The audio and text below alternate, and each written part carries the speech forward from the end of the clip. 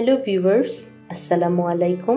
আজকে আমি আপনাদের সাথে শেয়ার করতে যাচ্ছি আবারও একটি পুডিংয়ের রেসিপি, এবং আমার আজকের রেসিপিটির নাম হচ্ছে স্ট্রবেরি এবং মিল্ক পুডিং।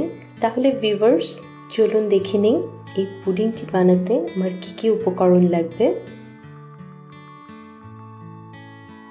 স্ট্রবেরি এবং মিল্ক পুডিং বানানোর জন্য আমি এখানে কিছু স্ট্রবেরি নিয়ে নিয়েছি। স্ট্রবেরিগুলোকে আমি খুব ভালোভাবে ধুয়ে নিয়েছি। চিনি নিয়েছি 1 কাপ, কর্নফ্লাওয়ার বা কর্নস্টার্চ নিয়েছি 4 টেবিল স্পুন, দুধ নিয়েছি 1 লিটার, লবণ নিয়েছি হাফ টিস্পুন, কনডেন্সড মিল্ক নিয়েছি 2 টেবিল স্পুন, ভ্যানিলা এসেন্স নিয়েছি 1 টেবিল স্পুন এবং নিয়েছি ক্লিয়ার আগার পাউডার।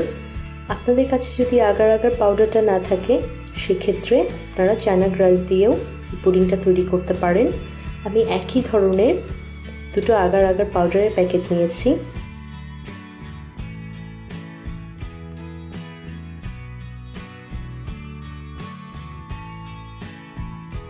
এখন সেই স্ট্রবেরিগুলোকে পাতলা পাতলা করে কুচি করে নিচ্ছি।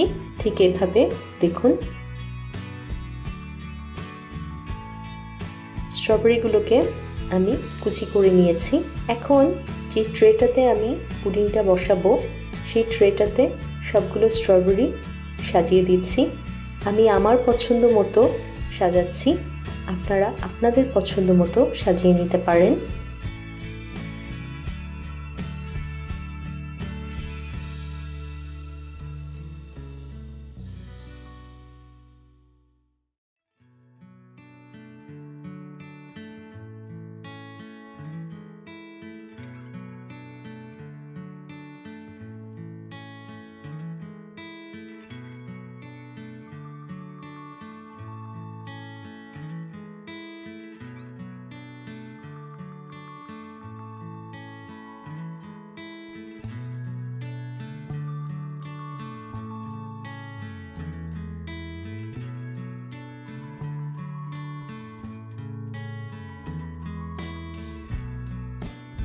সবগুলো স্ট্রবেরিকে ট্রেতে সাজিয়ে ফ্রিজে রেখে দিচ্ছি। এখন ততক্ষণে পুডিংয়ের মিশ্রণটা তৈরি করে নিচ্ছি। দেখুন, ট্রেতে সাজানো হয়ে গেছে। এখন সেই কর্নফ্লাওয়ারটাকে 4 টেবিল স্পুন পানি দিয়ে ভালোভাবে গুলিয়ে নিচ্ছি। এখন একটি হাঁড়িতে সেই চিনি, লবণ, আগার পাউডার,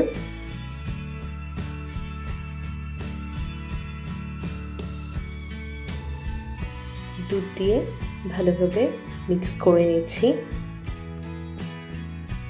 সাথে এখন ভ্যানিলা এসেন্স,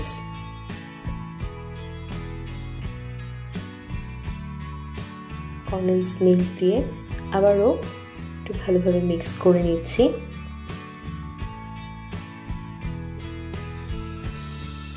চুলায় এখন পুডিংটা জাল দিয়ে নিতে হবে। জাস্ট বলক আসা পর্যন্ত অপেক্ষা করব। বলক চলে এসেছে অলরেডি। এখন পুডিংয়ের মিশ্রণটার সাথে সেই গুলিয়ে রাখা কর্নফ্লাওয়ারটা দিয়ে দিলাম। এখন আবারও আরেকটা বলক আসা পর্যন্ত অপেক্ষা করতে হবে।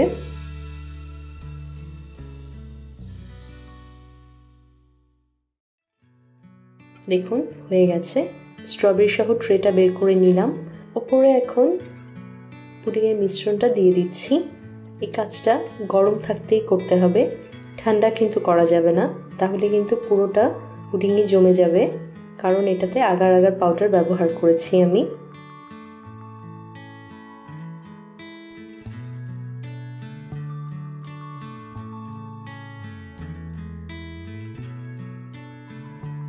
এখন 1 ঘন্টার জন্য এই পুডিংটাকে নর্মাল হতে দিব। তারপর 2 ঘন্টার জন্য ফ্রিজে রেখে দিতে হবে। দেখুন ভিউয়ার্স, 2 ঘন্টা পর আমার পুডিংটা তৈরি হয়ে গেছে অলরেডি।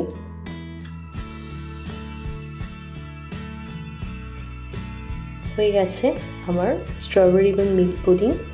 আমি পুডিংটা একটু কেটে দেখাচ্ছি।